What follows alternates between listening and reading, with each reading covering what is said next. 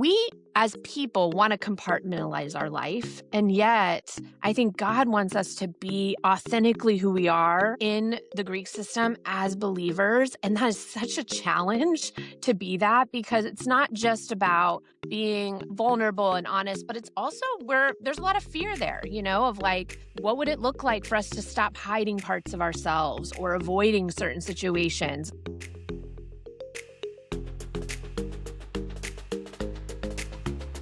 When you think about Greek life, Christian faith might be the absolute last thing that comes to mind.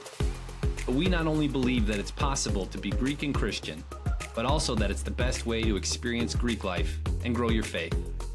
We have real, honest conversations about how to approach Greek life from a Christian perspective, including things like recruiting and pledging, drinking and drugs, sex and dating, leadership and philanthropy, and much more. This podcast is by Greeks and for Greeks. Our hosts and guests are all members of fraternities and sororities who collectively have decades worth of experience living out their faith in Greek life. Welcome to the Greek and Christian Podcast. Welcome back to the Greek and Christian Podcast. My name is Sarah. I'm a Delta Gamma from Indiana State University. My name is John, better known as JMac by my fraternity brothers. I was a Sigma Nu at Clemson University. And I'm Kristina. I was a Gamma Phi Beta at the University of San Diego. Yay! Welcome back to episode 6, everyone. We are more than halfway through the season. And before we jump in today, as I normally do, have a question for you guys that I think is going to help us think about some of the content that Kristina is going to take us through today. Are you ready? I'm ready. I'm going to get Okay. Are you ready? Ready. Okay, the question is, when you think back to your time on campus, is there someone that sticks out to you in your mind as a person in the Greek system who was different but in a good way, who stood out but in a good way, whether it was for a funny reason or for a kind reason, someone who was different but in a good way? I mean, I think there's a lot of people like that, but instantly for me, there's one person that comes to mind. So I don't know if other people do this, but we had so many, theme parties that I always had to have a friend that if at the last minute I could call him up and be like, hey, we're going to this theme party. Can you come? It's in 2 days, And so that for me was a guy named Mike. He was in a fraternity. I think he was in Lambda Chi. And he was known for being the life of the party. But also he was known because no matter what the theme was, he dressed as a full Santa, like Santa Claus. So it didn't matter. Rave theme, Santa. Why not? I mean, Eddie, it was it kind of worked in a really weird way. And he would keep on the full beard. So people that didn't know him would be like, who's your date? And I'm like, Santa, But he was so fun and he got that reputation. And so then other girls would invite him to, it kind of worked out for him. He was always at some kind of date dash. There was Santa, Mike. He was great. So he definitely beat to his own drum, but it worked for him. And I really love that about him. He didn't care at all what people thought of him. Shout out, Mike. That's actually really good and strategic because the amount of money that you could spend on getting different themed outfits for different themed things, he just decided Christmas and that was it. And then it was a running joke. That's so smart, actually. I admire him. Yeah, very functional. So also functional. great, there's a lot of pickup lines you could come up with if you're Santa Claus, No, John. I'll just pause there. I won't even go down that rabbit hole. John, do you have one that comes to your mind or do you need more time to think? I don't think I have one that comes to mind. I don't know if I can beat Mike. Everyone wants to be like Mike, the guy that just doesn't care what people think. He's just living his own life, as Santa Claus, living out his fantasy. I have one that's more cute than funny, I think. My big in my sorority, her name's Melissa. She's amazing. She is did you guys have someone in your houses that lived and breathed the values of the house? Does that make sense? Someone who was we always called her Delta Gamma or die, DG or die. And she was just loved the organization, loved what it stood for. She was always that girl that And I'm like, as the Christian in the house, I probably should have been more this, but she was always the girl who was like reining us in when it felt like we were getting like too out of hand with how we were talking, or like if we were being like bitter, resentful towards like all of these like millions of events that we would have to go to that were like anchored on the calendar. She'd always be the one that's like, but it's for sisterhood. Like we're gonna have a good time. And she was like always that girl. I always admired her for that. And I was like, man, I should really be more like Melissa in this house. And it worked out well for her. She went on to she works for DG Sure National and she like did. loves the organization. And Yeah, no, for yeah, no. sure. That makes She's Of sense. course she literally did. so amazing. Yeah, Still she's so doing good. amazing. No, she stays doing good. But she was always a girl that I was like, you are not like anyone else in this chapter in a good way. And although sometimes I'm like, come on, Melissa, mostly I'm like, no, you're a really good and kind person and you're very much needed in this space. So she comes to mind for me for that. There you go. I Shout love out to that. my big Melissa. sister, Melissa. Love you. Well, that's awesome. Okay. Yeah, she's awesome. John, do you want to give us a recap of where we were at last week before Kristina jumps in with our content this week? Sure. So this season, we're asking the question, can you be Greek and Christian? Can you be fully invested in your faith and as well as your fraternity and sorority without compromising one of those? And again, it's our conviction, then absolutely, you can be fully Greek and fully Christian. But that raises a question, that how do you live out your faith in a context, in a culture that at times isn't always in alignment with your faith? How do you navigate these tensions or temptations of being Greek and Christian? And so throughout this season, we've been coming at that question from different angles. The first episode we looked at, usually people respond to that tension in one of two ways, right? You either alienate from the culture. It's just like, what, out of desire to protect my faith, or I just don't align with my brothers and sisters, I'm going to pull out. I'm going to get involved in another campus ministry or church or something like that, Or the other temptation is to flip the pendulum and you just assimilate. You just go with the flow. You do what everybody else is doing. And we've been making the case that while those are maybe the natural ways to respond to the temptation, there is a third way to respond, and it's not to alienate or assimilate, but to incarnate. That is to live very much in the culture, not to separate from the culture, but to live in the culture without becoming part of it. And so some of the questions we've been asking are like, why do we feel this tension? Should we stay in our chapters? Or is there ever a moment where we should consider leaving our chapters? We've talked about, are we being formed? Or are we just fitting in our chapters? And the last episode, we talked about why is it that Jesus himself, as God, become a person, right? Usually when we talk about incarnation, it's this big theological concept that biblical scholars usually think of as like Jesus, God, becoming person. And so we looked at the passage in John 1 and this idea that the Word, Jesus himself, God incarnate, became flesh and made his dwelling among us. Or as it says in the Message version, that Jesus became a human and moved into our neighborhood. And looked at the fact that God could have taken many strategies in his mission to transform the world and to bring salvation. He could have stayed distant and just done it from the outside, but by his own divine preference and prerogative, he chose to come do it within. He didn't stay distant. He didn't remain separate, that he came to transform humanity and the world from the inside out versus the outside in, And so we're going to continue with that story of Jesus. We looked at his birth. Kristina said it was like Christmas in April for us as we were recording it. But now we're going to fast forward a little bit and get into the life of Jesus and to actually see, hey, what did this look like as Jesus interacted with people that were coming from many different perspectives of life? How did That's Jesus interact with them? Yeah. So Kristina, lead us. Yeah. Yeah. I'm really excited. It's kind of a little bit of a continuation from our last episode, but I love asking the question I have for years on campus with students like, do you think Jesus would go Greek? And it's such an interesting response. If you've ever asked this to sorority and fraternity students or just college students in general, you'll get a mixture of, people that are like, I don't think so, or yeah, I think he would be in my fraternity, or whatever it is, or everything in between. This last weekend, I was actually at an event at San Diego State, shout out San Diego State, where they were celebrating 20 years of ministry on their campus in the Greek system.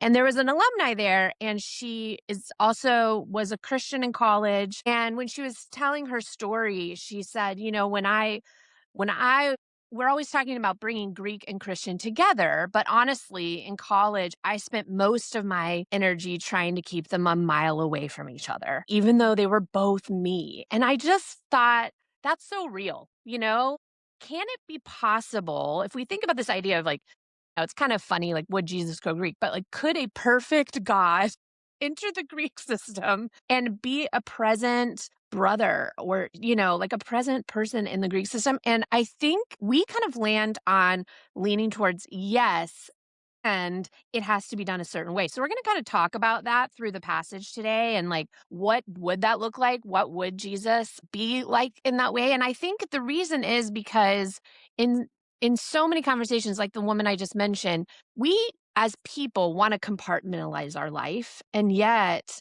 I think God wants us to be authentically who we are in the Greek system as believers. And that is such a challenge to be that because it's not just about being vulnerable and honest, but it's also where there's a lot of fear there, of like, what would it look like for us to stop hiding parts of ourselves or avoiding certain situations? And so when you look at the life of Jesus, what's so striking about him and what we're going to talk about today is he doesn't avoid the messy people. He doesn't hide who he is either. He's very honest and truth filled.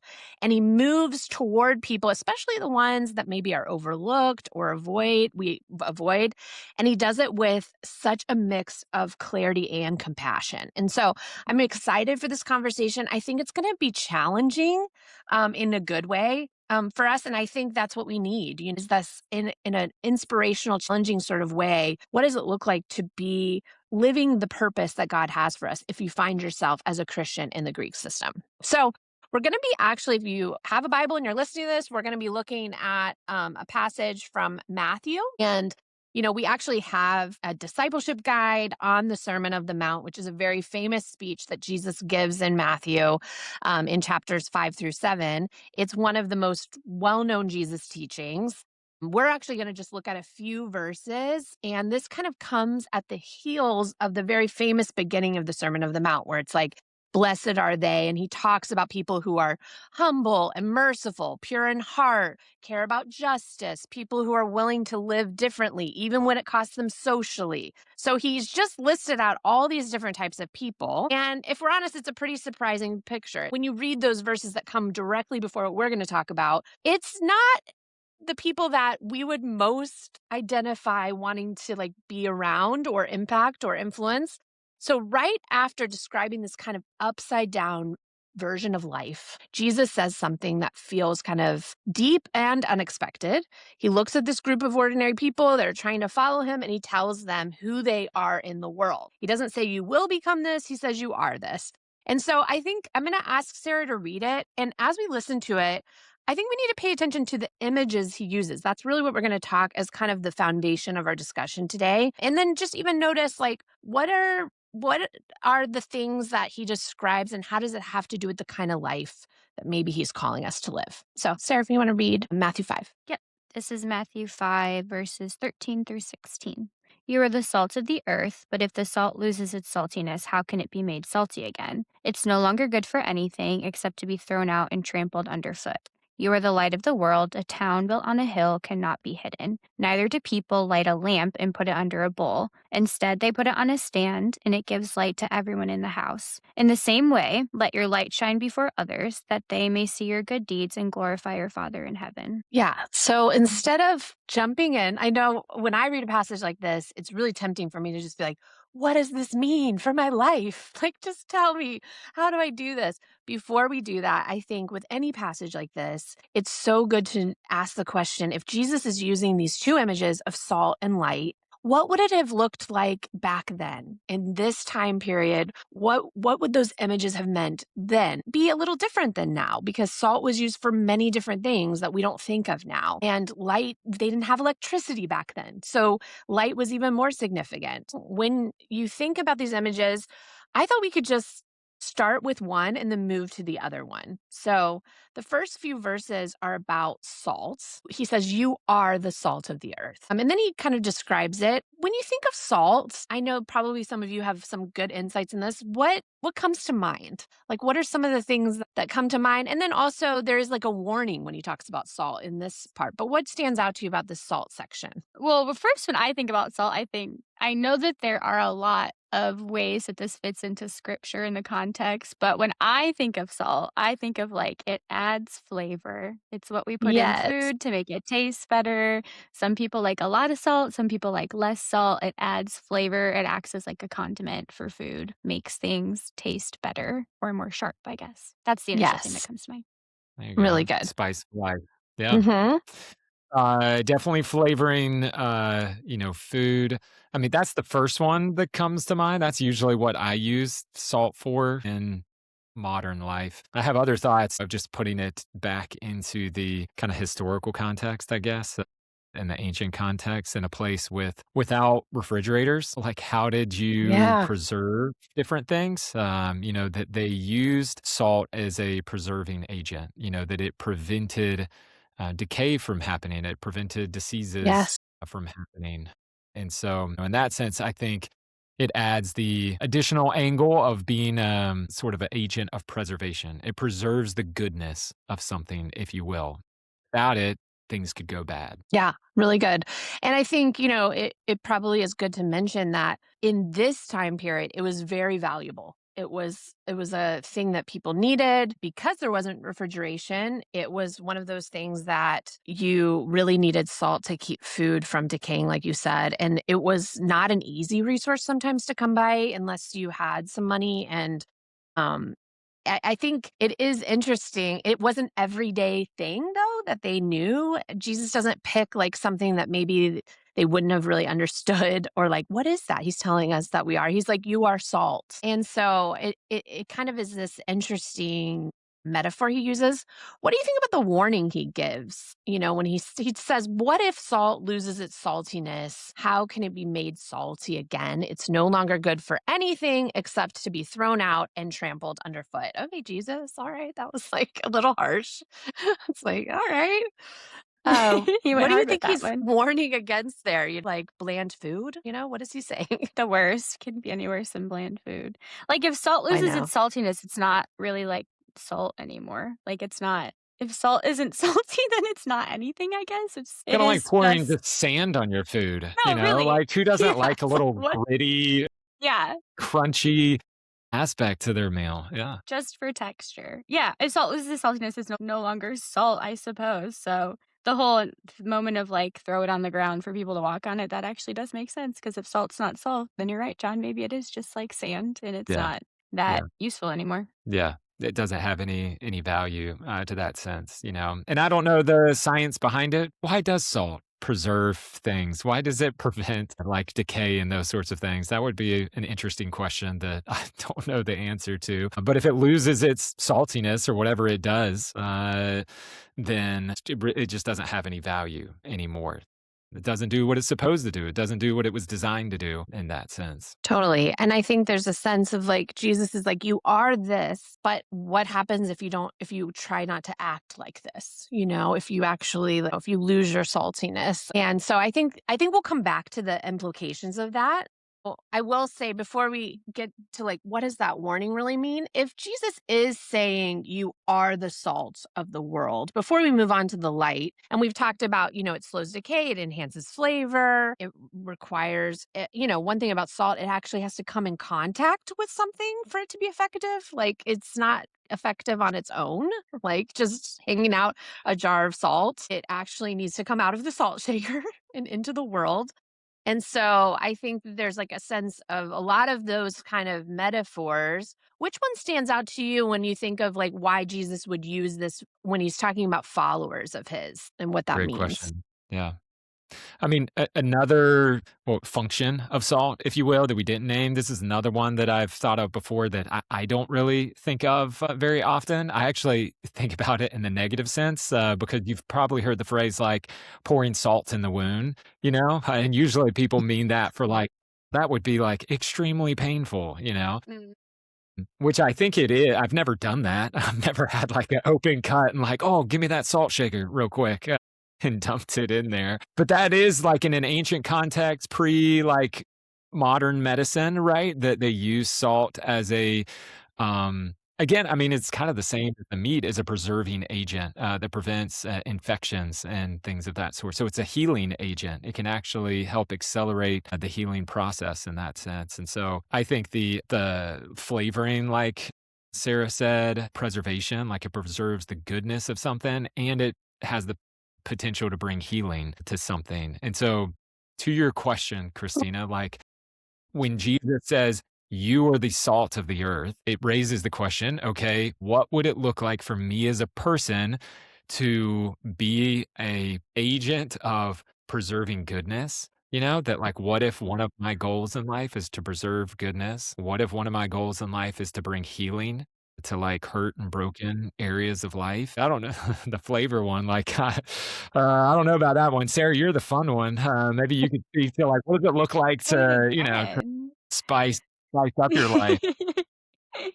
I am being reminded of even what we talked about in the first episode in Genesis, where like our original design is to like be good and multiply goodness. That feels like a little bit of what Jesus is talking about here, that there's something that people who follow Jesus bring to this earth or bring to a community or bring to a friendship that like enhances it, makes it more good or more like our original design. I feel like that is a little bit of what he's talking about here too. Yeah. Yeah, I love I'm that. I'm just probably full of like ascientific thoughts now, so someone can fact check me on this. But I've heard before that salt um, doesn't actually like add flavor. What it does is it enhances the Yes. flavor of the thing that already exists. So it doesn't add like a steak. It doesn't add flavor that isn't present in the steak. What it does is bring out more of the flavor of the steak. Which I think again. I'm just making myself sound dumb, but like I would assume that it's drawing out some of the moisture and some of like the juice to um, make it taste better. It enhances the flavor of itself. So it isn't adding something, it's making something taste more like itself. So for like it's making a steak even steakier, if you will. As as steaks I mean, do. I think that I chef myself, but I've You watched a lot of tracking? Yeah. reality TV show, and I think that they talk a lot about salt in those things. So I think that you're onto something. I did actually look up the science right now when we were talking because it was bothering me. I'm like, what does it do? Really No. bothered by my stupidity over here. More about before, like why would you need it to like preserve or stave off decay or whatever? And they said that when you salt draws the water out of food. And so when you're putting it on things to preserve it, it actually um it goes through like the osmosis, and then most bacteria, Yeah. yeast, and molds can't grow. So The I think osmosis. that's also Got what we're it. saying. It's yeah, you Nailed did a it. good job. So it's like not it like enhances flavor, which is so beautiful, but then there's also this kind of defensive side of salt too, that's kind of staving off the things that would want to destroy the food, which is so beautiful when Jesus kind of talks about like you affect your environment this way. You Mm. add to it, but you also there's something about the presence of believers in an environment that can actually push back the decay. And I love that idea and I love thinking about that. And so it makes sense then that he would warn against this like what if it loses its ability to do that? What if salt actually is there but loses that ability? I think that that is such a powerful image of being present. I think also there's this idea, we're going to move on to light, being the salt of the earth and being that effective, if you have saltiness, instead of losing your saltiness, it means that your presence somewhere would affect whatever environment you're in, that you wouldn't just be a non an issue, or there wouldn't be any kind of effect. You would have an effect. And we're going to look at Jesus's life a little bit in a minute. And we see like wherever he went, he affected his environment, right? That was something he deeply did. There was never a point where they're like, oh yeah, he didn't really make a difference here. Like he constantly was affecting his environment. Let's look at the next verses starting in 14 of you're the light of the world. And then he also kind of throws this other metaphor of like a town built on a hill cannot be hidden. The same thing, we don't light a lamp and put it under a bowl, we put it on a stand. And it gives light to everyone in the house. In the same way, let your light shine before others that they may see your good deeds and glorify your Father in heaven. What stands out about this section when we think about light and what Jesus is, first before what it means, like what is he actually highlighting about light? The verse 15 where it says people don't like light a lamp and then put it under the bowl. That's like, I like when Jesus talks like this. Like, I like when he says stuff where he's like, because duh. I just think it's funny. But it's salty Jesus. This is an example of Jesus being salty. No, there you go. In a different way. He's like, only dumb people would do that. Yeah, you idiots. Only losers would actually put a light under Sounds like I'm sure Jesus. Yeah. But I think it's interesting that he does this whole explanation and in the middle that says something really obvious, but it's true. And like, I don't know, we don't always listen to that. Like, who lights a lamp and then puts it under a bowl? Oh, actually we do. Sometimes we light a lamp and put it under a bowl as people are following Jesus. But I just think that's interesting. And the idea, the light one feels easier for me to understand than the salt one. The salt one, I'm like, wait, what do you mean that we're salt? The light one feels like, oh yeah, I'm tracking with this. Like, where light exists, like darkness doesn't. If light is there, like darkness is not. That's just like how it works. So I like the idea of Jesus being like, you guys as people who are following me, when you are there, it should look like darkness shouldn't exist, or it should look like things are enhanced or better or easily understood or seen. That's kind of what it makes me think of. That's really good. It does push back darkness. What are some other, if we were going to list out other properties of light, what would be some of the other things we would say as we think about light and the benefits of it? Yeah. One of the things that comes to mind is like what would happen if you put a candle under a bowl, Not only does it take away the light, but this probably just comes from me playing with candles and fire and stuff. That's like a typical fraternity thing to do, right? Sure, I don't know. It feels like whenever there was like a dull moment during the week, people are like, what should we do? And they're like, light the couch on fire. It's like you're pushing it out the window. Learning something new. Pouring gasoline on it. Did y'all not do this in sorority? I can't say I've ever lit a fire as a sorority woman. Fraternity guys that did like houses that did this. Well, now we do. Right? Yeah. Now we know this. Yeah. Wait, do we know what? Well, I don't know what you were doing out in San Diego, or Indiana, but that's what they were doing in South Carolina. It's lighting couches on Makes fire. sense. Well, it turns out if you put a candle under a bowl, or if you had a candle and you put the cap back on it, and you've ever watched it, it goes out.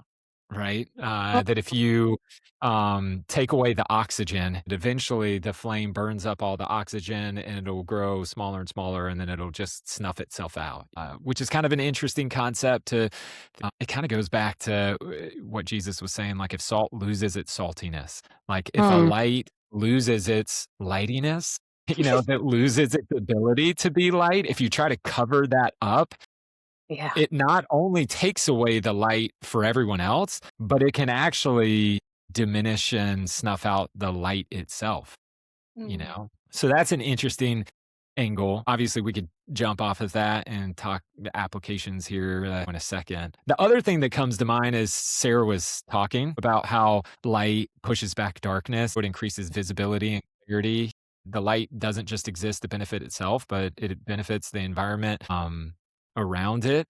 That the light is also no more conspicuous than in the darkest places. If you lit a candle in broad daylight, you might not really even notice it, especially from a distance, because it doesn't really stand out.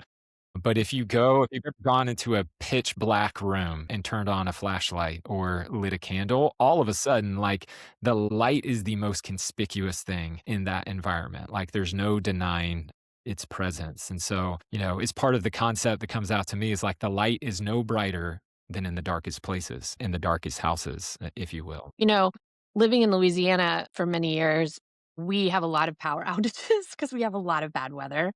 What And about? you really notice when you don't have electricity, how much you rely on it, first of all, to be able to see. And not just to see, but it's also kind of dangerous when you don't have light. You don't know where things are. And it feels just kind of like you run into things more. It really is like necessary for daily life, for movement, for safety. And so when you don't have it, you feel the absence of it very deeply.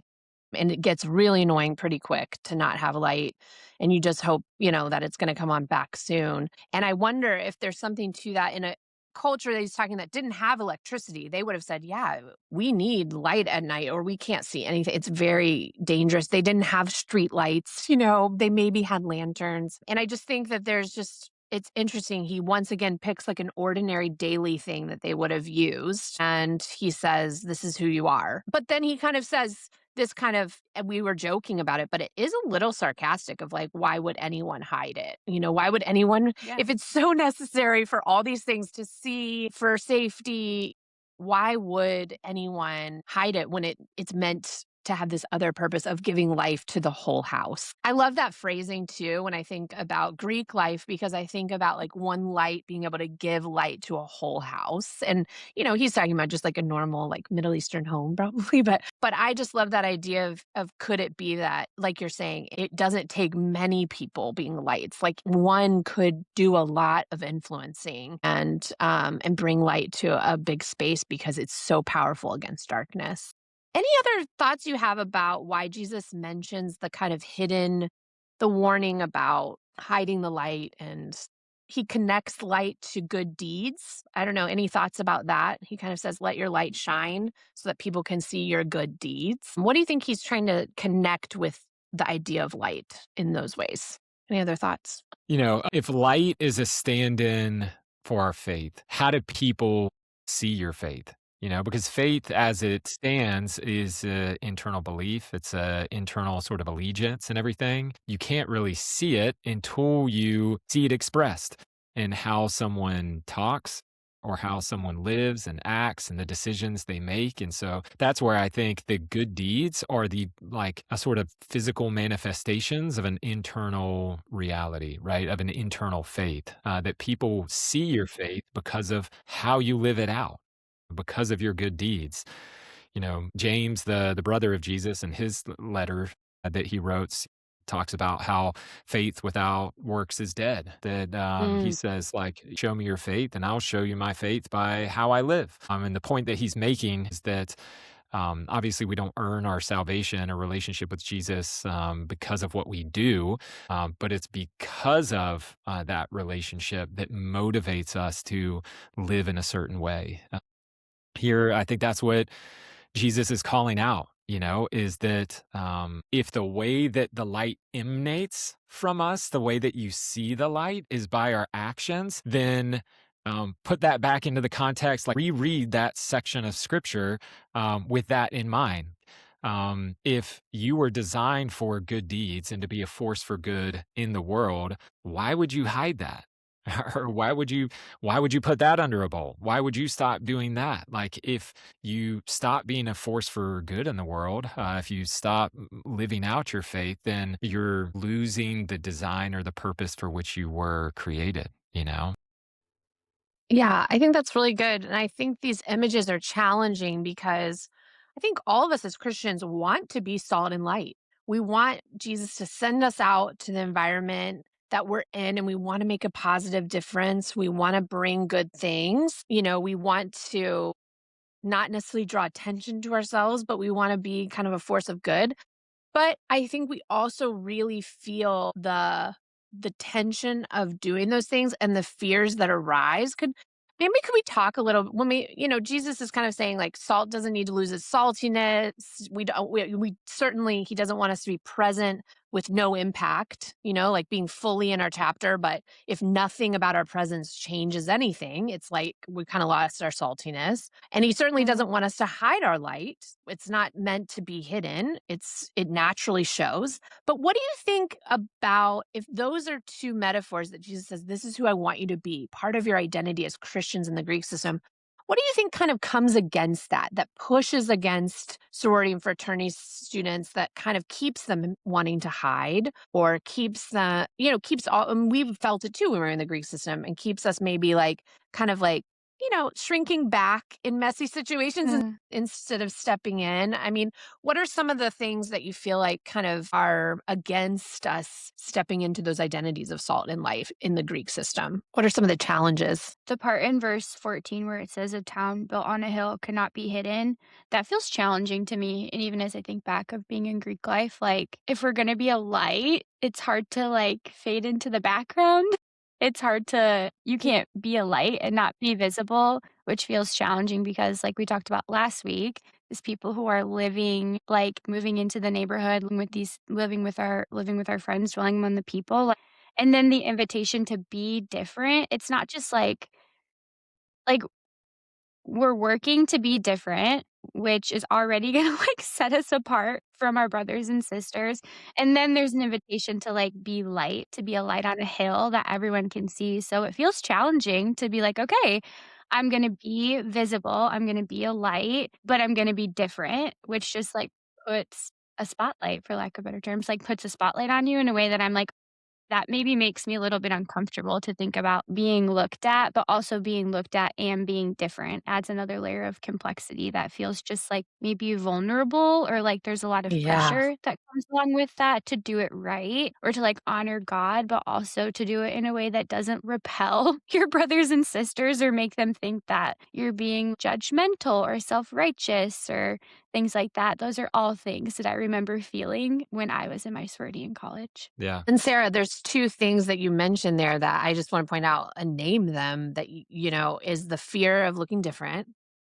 Mhm. and also the fear of getting it wrong. Like, Yeah. who am I to be an Yeah. example here? Like, I don't have my stuff together. I'm not Jesus.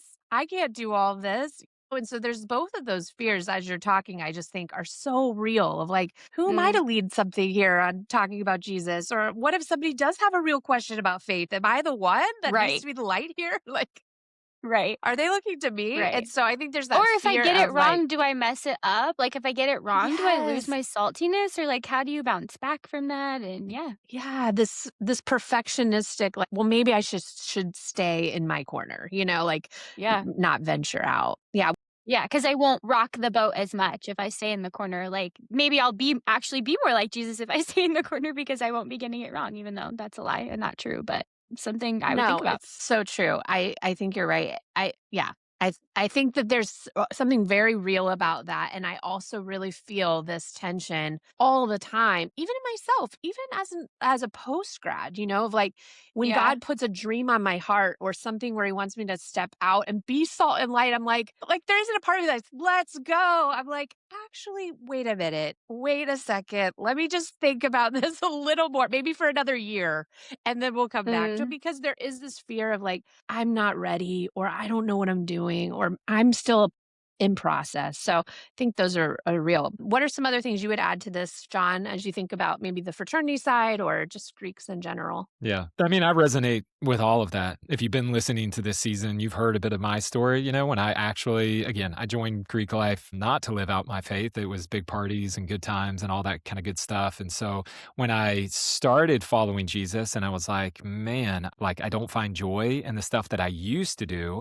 And now I feel motivated to do all this new kind of living, to be a force for good and love and to serve, the people around me and everything. I was terrified. I was afraid to even say the name Jesus in my fraternity just because I did not want to disrupt the friendships that I had created. I didn't want to be the weird guy. I didn't want to stand out. I didn't want to be the Jesus freak. Like people knew me as J-Mac, like I was one of the guys, and just part of the crowd. And I love that. Like I love that sense of connection. I mean, it goes back to the second episode where we were looking at Genesis.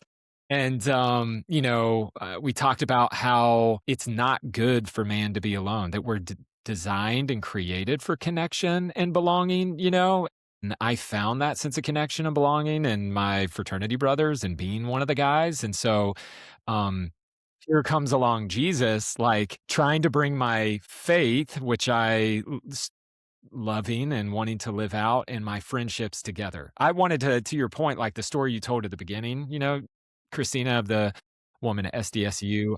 I Yeah. so resonate with that. I loved my faith. I loved my friends. I did not love bringing them together initially. Like, I want y'all just hang out over here, in two separate Right. spots and keep them miles apart because it feels disruptive. I mean, the word that comes to mind is just disruptive. And that can Yeah. manifest in fear of things that could happen, things that could actually happen. But we're just naturally drawn to things that we're familiar with. And um, I didn't want to disrupt that or make that weird, And I think it is true though, like you're saying, that when you start to live out your faith, Mhm. especially and you go public with your faith. You move your faith from a Right. private thing to a public thing, which, as a side note, like, a lot of people like to, I think, hide behind the phrase of like, well, my faith is a very personal thing to me. It's like a Mhm. very Yes. intimate, personal thing to me. And like, amen, yes, and that is true. But when you read the biblical narrative, like, faith is a very personal thing, but it was never designed to be a private thing. And we see that here of Jesus calling that out to like, yes, it's a personal thing, but it's not a private thing. Like, you don't hide your faith. You're supposed, like, what good does that do? It's meant to be a public thing. But when you make that move, there's safety in keeping it private. There's safety there. It doesn't threaten your friendships or the environment or like any of the stuff that you've created, your reputation and stuff. But when you go public, for better or worse, like, you do kind of become like the Jesus guy or the Jesus girl in your fraternity and sorority, especially if you stand up and you're like a leader and you're leading a Bible study or something like that. And I remember moments where as I started to live out my faith and become a little more public in my decisions, like around how am I going to approach drinking and stuff like that. And at first I was just like, I'm just going to abstain totally from it. Like, that stood out when I went to parties and people were like, dude, take this shot. And like, J-Mac, yeah. And it's like one of the guys and everything. And I'm like, nah, I'm good. And they're like, why? What? This is weird. When you start doing that, I think you just stand out. And I started to notice that in so many places and times, even with people that I like rarely interacted. Like, my fraternity brothers were one thing, and that was pretty obvious. But I was actually at a sorority formal one time, and I was walking around, and there was a girl I remember that I knew, but I wasn't really close friends with and everything. You kind of knew one another. We were acquaintances and stuff like that. But I remember I had one drink at this party. I had had one drink. And as I was leaving, she came up to me and she was like, J-Mac, I thought I had heard you stop drinking. Like, what's with that? And I was like, wait a second. Like, I didn't even talk to you tonight.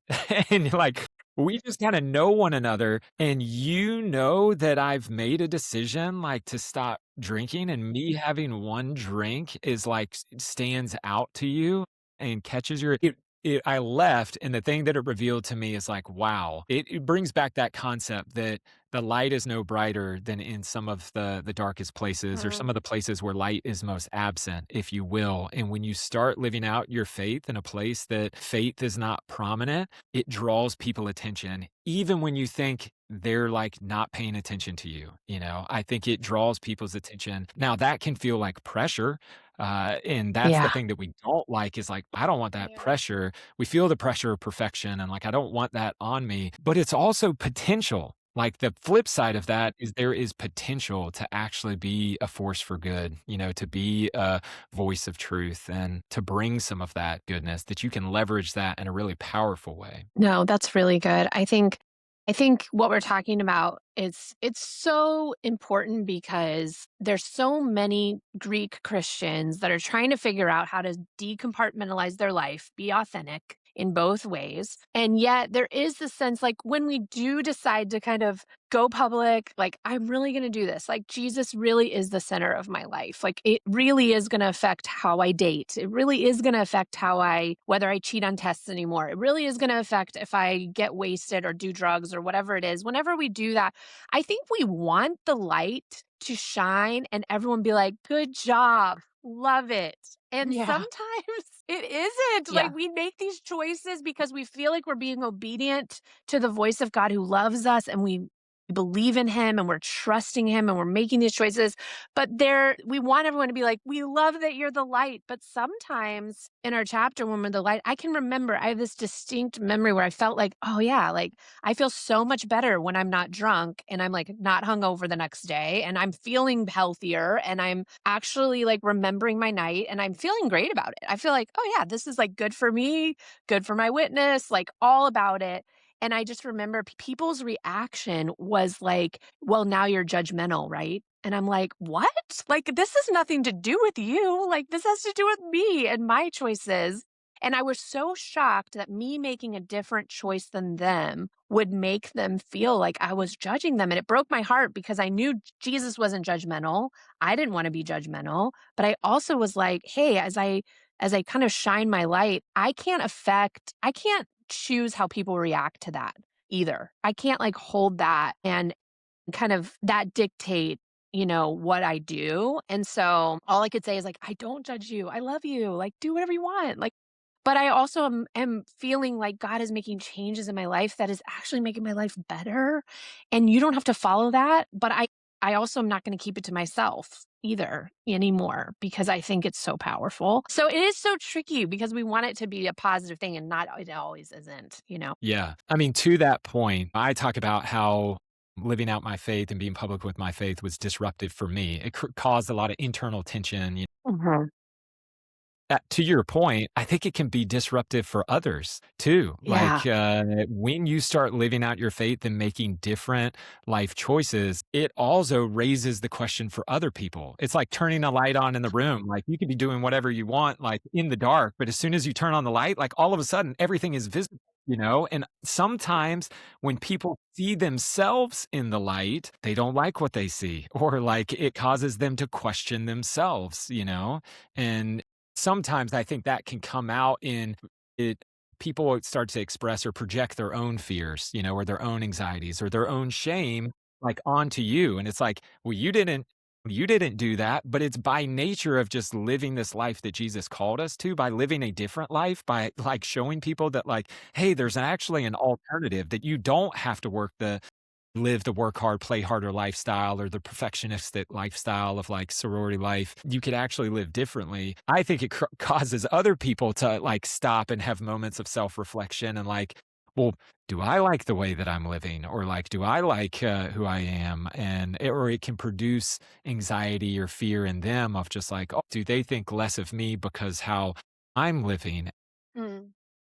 To your Yeah, point, Chris, I think navigating that is having like healthy boundaries. And it's like, that's well, right. no, you did not make them feel that way. They just felt that way by being in proximity to you. So you don't have to own that as like, and feel guilty that people think that. But I think it does make sense why people would Yeah. feel that way, when you begin to look differently. Yeah, and I think that's a good transition into this next part that we're going to talk about. It's one thing to just read this one little passage, like, you're the salt of the earth, like, you're the light of the world, and not really have the context of like what that means. And when we talk about it, really what it means is to follow Jesus and how he lived. He doesn't just describe salt and light, he actually shows us through how he lived. And so I thought it would be fun for me as I've grown more and more confident in who I am as a Christian in kind of dark spaces or culture that's different than mine. What has strengthened me the most is looking at the life of Jesus as like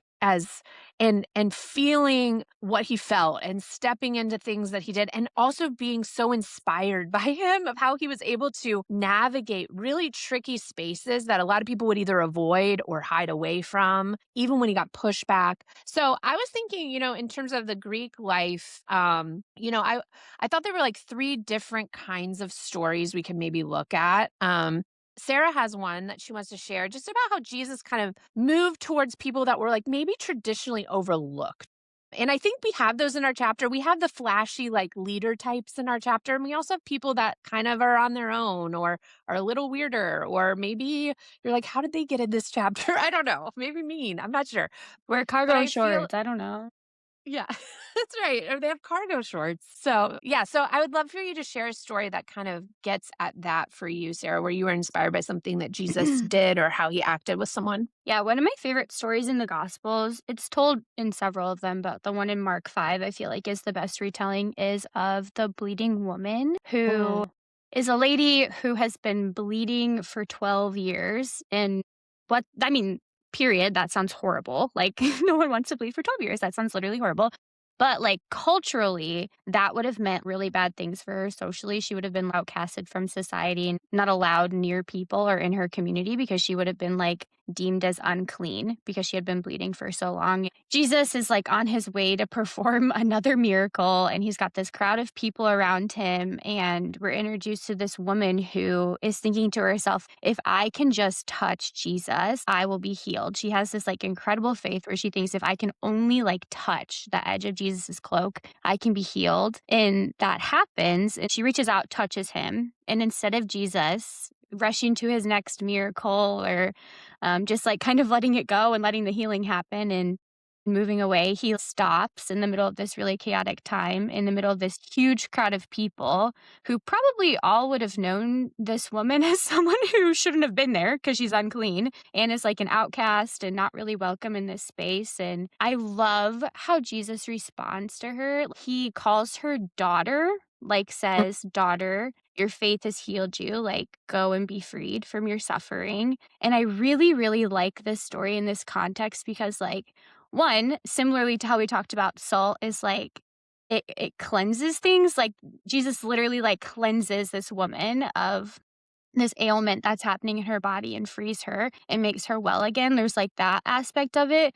But I also love that like by Jesus calling her daughter, he restores her dignity and brings her back up in society. And these people who would have loved Jesus, thought he was a little celebrity, they were following him around because they were so interested in him. They watched Jesus refer to this woman who's been outcasted by society for so long as his daughter, and it restores her dignity, which I think is really, really beautiful. And I like the idea of like Jesus coming to heal her like body and what was happening in her body, but also like caring enough about her as a whole person that he like wants her to like be back in society and experience community again, and cares enough to do that in front of this like whole crowd so that she has like whole healing. I like that he thinks that much about people and loves people that much that he cares about them as whole people and not just in this way or in this way or in this way, but like as whole people. So that's one of my favorites. I love that story too, because there's like a sense of Jesus being salt and light doesn't just like make the woman have a better day. Like it like Right. actually changes her story forever. Yeah. And I Yeah. think when we think about inviting Jesus into our chapters, we think, well, maybe it'll just make people be better humans. But what if it actually Mm, inviting him in actually heals people of their shame, of their yeah. brokenness, and changes the trajectory of their life? As you think about that story and how Jesus, like inviting Jesus to the center of like a, of people that maybe feel like they're too far gone spiritually or they have a lot of Mm, shame. I think what is what is kind of your perspective as kind of a national leader of Greek ministry of maybe what God's doing in that realm as people kind of invite Jesus into their sororities and fraternities? Do you feel like this is yeah. happening? Yeah, I feel like this is happening everywhere. Like I can think back to stories from my own time. I had a sister in college who, when I was a president, she was just like going through a lot in college, and she actually got pregnant in when she was a junior. And I was the president of the sorority, so she had to tell me because there are like procedures and things that you had to go through with membership status and things like that when you were pregnant and a member of the sorority. And I remember like having this meeting with her in my office where she was like feeling so, I mean, I imagine it was so much of how this bleeding woman felt. She was feeling so much shame and was just like, I don't know what I am going to do when the rest of the girls find out about this. I have no idea what's going to happen when my mom finds out about this, when all of these things happen. And I had no idea what to do. I'm 21 years old. This girl who I love is coming to me being like, I am pregnant. And I was like, okay. And literally the only thing I could think to do at the time was invite her to come to this Greek Christian conference called Greek Conference. I was like, this is in 2 weeks. What if you came? And she was like, what? Wow. That's how you're gonna, like, that's your solution? I was like, I literally don't know what to do. So I invited her to this conference, and throughout the next couple of weeks would just like get a meal with her every once in a while and check in on her. And this is actually the absolute coolest thing that ever happened to me as like a spiritual leader in my sorority house was this girl said yes. She came to this conference. I found someone to like pay for her to get there. And she gets there and she goes through this track that is like teaching her about Jesus for the first time. And there was a night where actually, Kristina, you were preaching. There was a night where there was an invitation for people who didn't know Jesus to decide to follow him for the first time. And my sorority sister, she stood up to follow Jesus. And I was like, wait, what? What's happening here? And I didn't know what to do. I didn't know how to respond to that. So I took her to the side of the room, and there are people there waiting to pray for her. And this woman who did not even know Abby at all, didn't know Abby's story or my story, she kept saying to Abby, like, she kept like saying that she doesn't have to feel shameful, and that like God loved her and that God loved them both. And the woman was not talking about me. Like, she did not know that Abby was pregnant, but she was talking about Abby and her baby. And I just watched the shame and all of this stuff that she had been holding like melt off of Abby in the presence of Jesus and in the presence of me as someone who loved her and loved her so much. It was like just the shame just melted away. Like Abby is like raising her family in the church now, and she's following Jesus, and she has 5 kids, and they're all beautiful and amazing. It was just such a crazy story of, first of all, this happening and me being like, I have no idea what to do, but I guess I'll just like get you in the presence of Jesus. And then that happening and God meeting Abby there, and Abby being just freed from all of her shame. When she like met like the true Jesus for the first time, that was like, it was such an incredible moment. Jeez. Wow. I mean, that story is incredible and perfect. And I just love Jesus so much that he would do all of those No, things. I know. And it's so connected to what we're talking about of like salt and light. You were both in those, and you didn't know everything as a leader, and I yet didn't know you were able to anything, say, actually. Jesus is real and his presence is real. And I know his presence changes things because it's changed me. Mm. And you really got to watch him do this transformation. And I think about people like Abby that maybe feel like really trapped or unseen or full of shame. And that is a lot of students in our chapters that are living their best life on social media, but internally are feeling all of this Mm. angst and so many questions about life. And I think it's really great as we talk about salt and light that Jesus actually sees them, makes them known. My example that I wanted to share that is kind of the opposite end of that spectrum is like, what does Jesus think about kind of wealthy, powerful, well-liked people? Like people that look like everything's going well for them. Sure. One of my favorite stories is from Luke 19, and it's Zacchaeus. If you ever were in Sunday school as a little kid, there's like the wee little man, I guess, poor Zacchaeus. I guess he was short. I always feel Short bad for king. him. Like, gosh, he's known for that. That he had to climb a Right. tree to see Jesus. But I think, the thing about Zacchaeus is that he kind of represents the kind of like really popular in terms of like power status. I don't think everyone liked him. I don't know if like when I was in the Greek system, there were definitely people that were beautiful and had the status and that were going to be on the courts and everything. And they were not very nice. Some of them, you knew what they were like at parties and you were like, ugh, like avoid them if you can. Don't get, in situations with them. And you kind of think maybe Jesus would just avoid them too. Like, like Mm. they're too far gone or too annoying or too crazy. People kind of maybe even expected like a religious rabbi like Jesus to call him out because he was also a tax collector and he was just he had a lot of things go. He was morally compromised on many levels. And you would think that Jesus is like coming to him and he's going to call him out. And yet Jesus doesn't. He knows his name. He notices him. It's like he's aware of who he is. He's intentional with Zacchaeus. and he invites him to be in a relationship with him that is really, really beautiful. I mean, he instead of moving away from a controversial person, you see Jesus move towards him. And I think about that because, when we think about Jesus, we might think, I love the idea that he goes to the people that are broken and need a lot of healing, and he does, and he changes things. But I think there's also this part of Jesus that doesn't avoid influence, but he actually redefines influence. Like, what does influence look like? What does power look like? And so I think, he calls out Zacchaeus' value, not his failure. But I think Zacchaeus, in the presence of Jesus, realizes, like, my leadership actually has to change here. Like, I actually need to, like, redefine what it looks like. And we see him kind of repent on the spot and, like, do all of these things right away. And I think people notice the change in Zacchaeus. That's really important. And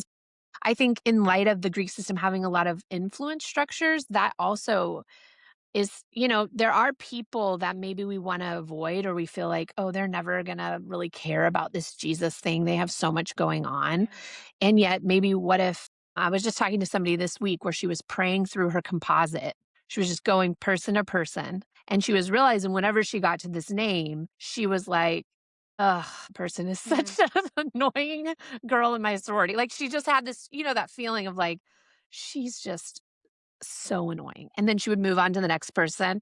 And she was saying that, like, I had a moment with the Holy Spirit where God was like, I want you to go back to the one right there, the one that you actually have that visceral reaction when you don't have, like, good thoughts towards. What would it look like for you to not avoid her, but pray for her and, like, ask her to coffee? And she was just like, "What? Why would Jesus do this?" But it kind of goes back to that idea of sometimes the people that we feel like Jesus might want us to avoid, he actually is asking us to be salt and light too and move forward. So I just love that as kind of the other side of the story of, like, another side of Jesus. And then the last one, I wanted John to kind of share a little bit of a story that speaks to him, because Jesus didn't just, like, go to the margins.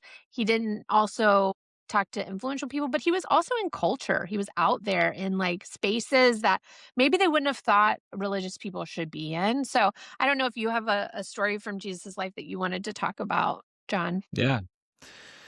I mean, going back to Salt and Light, a couple things that stand out to me, and then the story that comes to mind for me. I think that, like we're saying, salt and light have all this potential for good. Salt can preserve things. It can bring out the true identity or the goodness in things. It can heal things and recreate the goodness, that they were designed for. Create visibility and clarity. All these sorts of things. All these things have potential for good. But in order to tap into that potential, you need two things: is proximity and visibility. Proximity, like, in order for salt to be a preserving agent and to protect the good in things or draw out the good in things, it has to be, like, rubbing up against it. It doesn't do good if it's sitting across the room. It doesn't do good if it's sitting within, like, 5 inches of it. It has to be up against whatever it is that it's trying to draw out the goodness in or preserve, if you will. Same thing with light. Like, it has to be visible in order to be good. You don't put it under a bowl. And so proximity and visibility, which we talked about, those are the two things from my personal story that I didn't want to do. I was okay to be visible with my faith. I just didn't want to do it in proximity to my brothers because I didn't want to disrupt, any of those friendships. And so learning how to bring my faith and friends together was the critical part for me. So one of the stories, from Jesus's life that always speaks to me is the one that we talked about in our first episode, of Matthew or Levi, of this guy that was living a very sinful life, unjust life and everything, but Jesus calls him to follow him, which was wild that he would call this guy. And yet it's kind of assumed that, like, when Jesus calls him to follow him, like we talked about, that he would leave, like, the lifestyle and the culture and everything about being a tax collector behind, and he would go follow Jesus, and they would tour around other synagogues, and he would just live this life of faith the rest of the time. And the wild thing is that Matthew or Levi, he does leave the lifestyle. Like, he stops being a tax collector. He stops ripping people, exploiting people. But he doesn't leave his friends. In Mhm. fact, he does the exact opposite. He throws a huge party, which is super fratty, and he brings all his old tax collector buddies and all the sinners and everybody that he hung out with, all his old groupies, and then Jesus and his disciples, and he puts them under one roof at a party, and it's like, let's see what happens. Like, just creating the proximity, bring these two things. What happens when your faith and your friendships clash and collide into one another? You know, what happens when you go from being private to public with your faith and being really visible? Like, what's the potential that can happen? And I think it does. Even though we fear like all the negative things that could potentially happen, it also creates all this potential for good and like abundance and really cool moments. And so for me personally, like I said, I tried to keep them separate, but when I brought them together, I found that some of my most like meaningful conversations about faith would happen in the most unlikely places. That some of my most meaningful spiritual conversations didn't happen at a church service. They didn't happen at a campus ministry. They didn't even happen at the Bible studies that I was hosting in the fraternity lounge necessarily. They were happening late nights in crowded bars. So one story that comes to mind in particular is my friend Ashley. Ashley was a tried out at Clemson. She was one of the girls that hung out with us. We were really good friends with a bunch of the tried outs. The thing is that Ashley did not know me before I started following Jesus. So she didn't know like old J Mac, like the one that drank and partied and got blackout Mm. drunk and smoked pot and one of the guys, all that kind of stuff.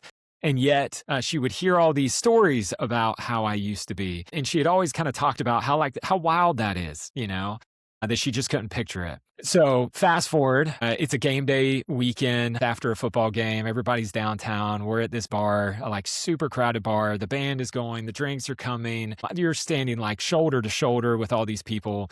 And I was sitting at a table with some of my fraternity brothers and Ashley. And at one point, the guys got up, I think, to go get drinks or something. And so it was just me and Ashley sitting at the table. And she, as usually happened, people would catch like an aside and they would have this like come to like get real moment, come to Jesus moment. This is like the late night confessional, and she's like, I hear all these stories about how you used to be and how you used to live. And like, I just can't picture it at all compared to like who you are now. Like, what happened? And I just started telling her my story, like the one that I've told many times on the pod. Like, I didn't join for these reasons. I did all these things, but like I started following Jesus, yada, yada, yada. I'm going on. And um, I look up at one moment during the conversation and I realize that Ashley she's crying. And she Mm. like has tears streaming down Mm. her face, which I stopped and was like, oh God, did I like offend her? Like what's happening? And she just looked at me and she just said, I want that. Yeah. Like, I wish I had what you have, the goodness that you've like to this day. Man, it's been years. It still gets to me, but like what can happen when you start living out your faith in the context of your fraternity and sorority? Like, don't we all want that? Like, what if the life that you lived when your brothers and sisters looked at you and the way that you lived and the way that you treated one another and the choices that you made, and they looked at it and they say, I don't know what it is. Like, I don't get it, but man, I want that. Like, I wish I Yeah. was as joyful as them or as at peace as them, you know? I think that's the potential, that Jesus is trying to call out here, that's what you were designed to do. You started to live in close proximity to your brothers and sisters, living out your faith, not apart from them, not from the outside in, but like right with them in the parties, in the late night, gatherings that you just had to be there, to witness. What happens if you started living out your faith, not in private, but in public, and were to become visible?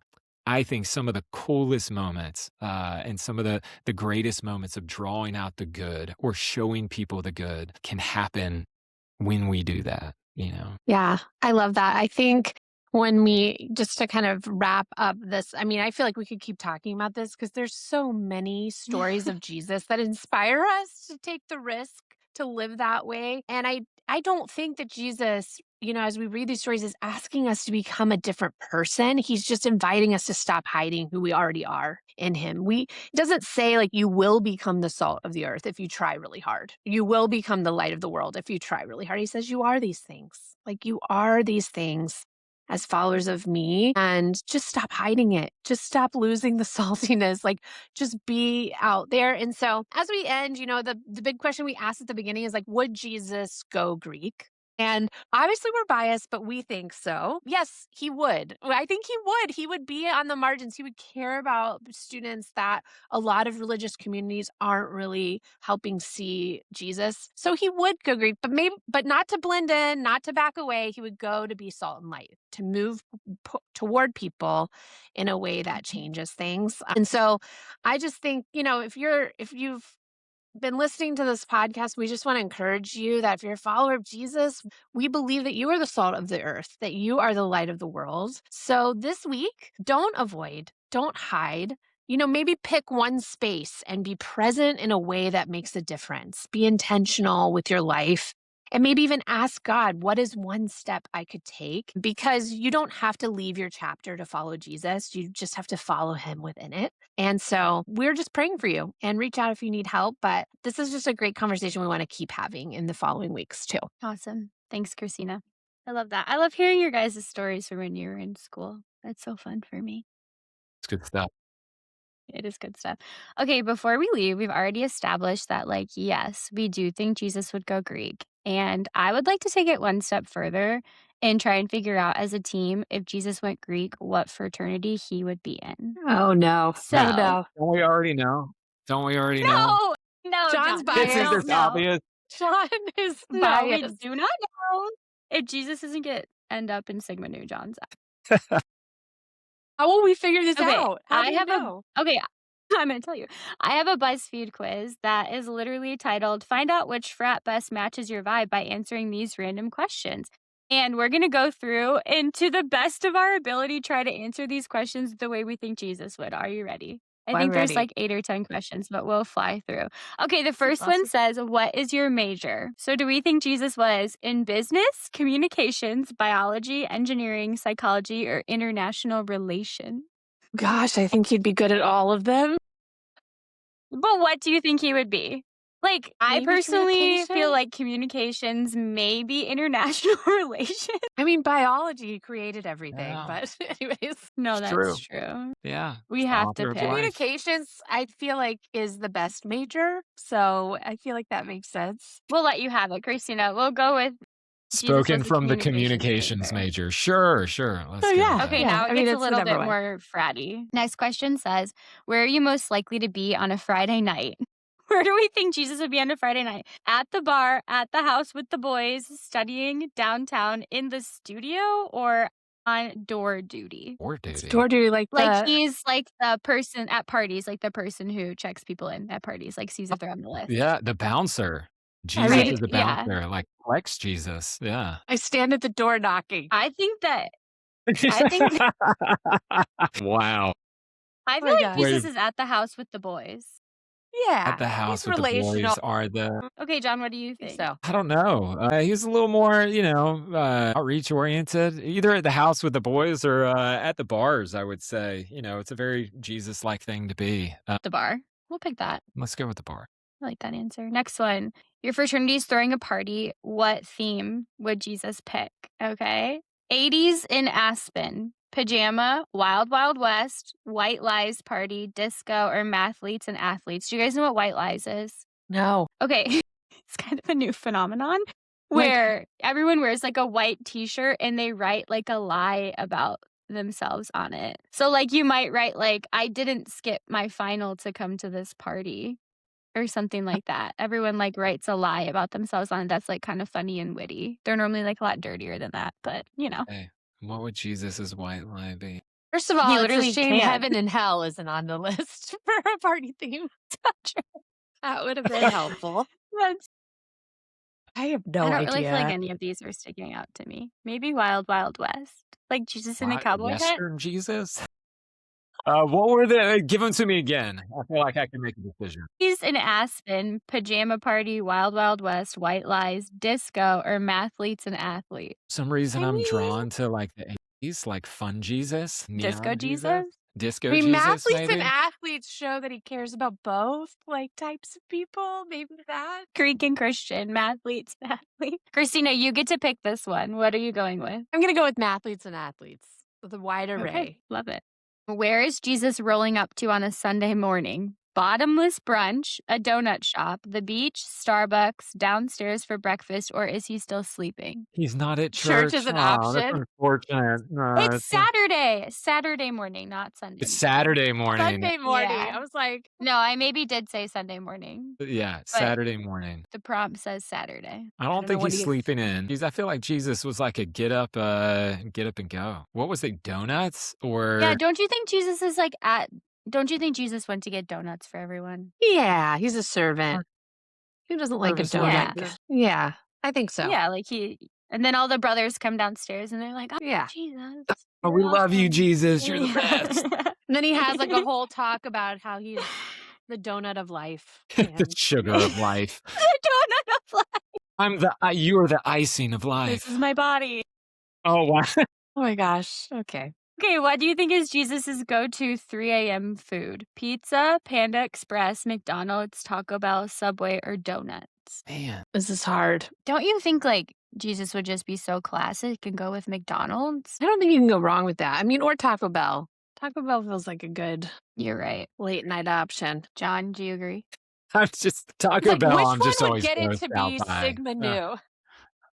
Which option would Which one's like, what would the Sigma actually be a Nu? Sigma Yeah, Nu? honestly, that's how I should be option? answering this whole quiz. It was just like, what would I do? I feel like Jesus would just do what I did, you know? Yeah. Let's go with McDonald's. Okay, Burger and fries, McDonald's. like down to earth, salt of the earth kind of guy, you know? Okay. It has love in Sounds the funny. in the slogan, Right. right? I'm loving it. Jesus is loving it. This one says, Chad wants you to hop on the aux. What song do you play? What do you think Jesus is picking? I think you guys will know a lot of these. Okay. Losing It by Fisher, Mr. Brightside by The Killers. This one's supposed to say Mo Bamba, but it's spelled wrong by Sheck West. I don't know if you know what that one is, but we won't be picking it. Jesus would never. No. No. Jordan, Pursuit of Happiness by Steve Aoki. It's like Pursuit of Happiness, but like a DJ remix. And then No Hands by Waka Flocka Flame. Plans. I think that I will answer Okay. this one for Okay, us. go. As someone who knows a lot of these, and we're gonna pick Pursuit of Happiness because I think you Yeah. can make Okay. a sermon out of it. I think that Yeah, I think makes that there could sense. be a little So. talk at the end where Jesus is like, "What do you think about these lyrics? Like, do you think that's true?" Yeah. That's what we're Either going with. with. donuts in the morning or late night McDonald's. Like, what does it mean to be happy? Yeah. Totally. And then 2 more. Choose your game day outfit. John, this might be more in your court than me and Christina's, but a polo, a baseball jersey, football jersey, a frat shirt. I don't know what that means. Did he paint his chest Letters. or just wear a button up? I think he painted his chest, but he wore a button down, looking real To keep it like a classic. little bit modest? But he's like ready to Like a party reveal? at any moment. Like he's ready to. It's like the Superman moment. He's there. I like it. A polo shirt. Let's go with a I polo think shirt. a polo. you know? I think You're picking a polo. polo? Yeah, that's just kind of southeast. I Collar? don't know. It depends on where. This is styles are so geographical. Like if he was West Coast Jesus, he's probably rocking like a tank top or something like I mean, that. Midwest Jesus, he's in the jersey. Yeah, Midwest is total Jersey. I Okay, think but if you're you in get the to South, pick, he's so in we'll a put him in the button-down. polo. He's in a polo. We'll put him in the Classic. polo. Okay, last question. What house pet do you think Jesus would pick? A dog, a cat, a snake, a fish, a hamster, or does Jesus think the house is probably too irresponsible to have a pet? I think he picks a fish. One time there, I knew a sorority girl that had a pet fish named Kanye. Cute. I love Okay. that. So Well, I go with the goldfish. And it's kind of like the classic, I think He it could likes be a fishermen. life lesson. Like don't, he likes fishermen. It's also like, don't eat the fish. Amen. We love the fish. Be nice to the fish. Okay, are you guys ready? What fraternities? Yeah. Jesus is a teak. It says, work hard, play harder. Teak values traditions in class, but can play a mean game of dice at the end of the day. Start working on your throw. That's what it says. wow, that's amazing. I question the validity of any BuzzFeed quiz, Now you I do. don't know. Yeah, now that he's not a Sigma nu, you Now that do. he's I not don't a know if I nurse. picture Jesus as a geek, you know? I guess, at least we have That's Harrison Ford. hilarious. That's good. So Jesus rushes teak, and that's that on that. Love it. Wow.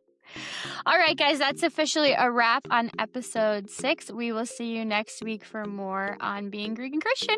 Bye.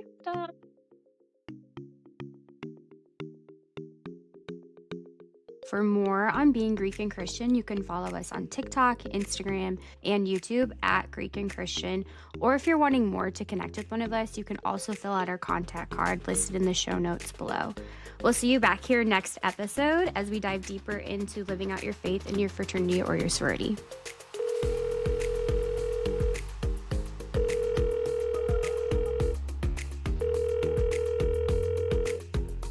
Hello, please leave a message after the tone. My name is Natalia, and I'm a Pi-Phi at LSU. And my favorite thing about being Greek and Christian is the community that I've built and the friendships that I've made.